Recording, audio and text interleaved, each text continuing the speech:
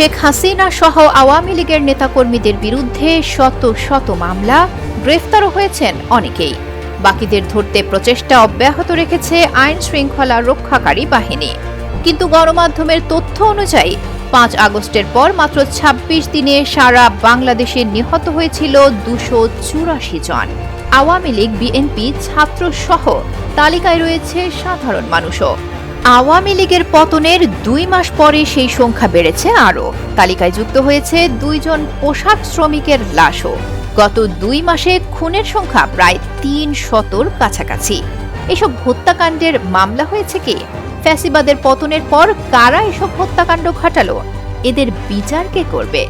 শুধুমাত্র আওয়ামী লীগের নেতাদের মামলা, জেল, জরিমানা করলেই কি দেশে আইনের শাসন প্রতিষ্ঠা হবে? গত 2 মাসে দেশে যে 300 হত্যাকাণ্ড হয়েছে তার বিচার প্রক্রিয়া কোথায়? নাকি এখনো আওয়ামী লীগের উপর দোষ চাপিয়ে দিয়ে এর দায়ভার সরকার এড়াতে চায়? ঢালাও মামলা দিয়ে বর্তমান সরকার কি পার পেয়ে যাবে? আপনার কি মনে হয়?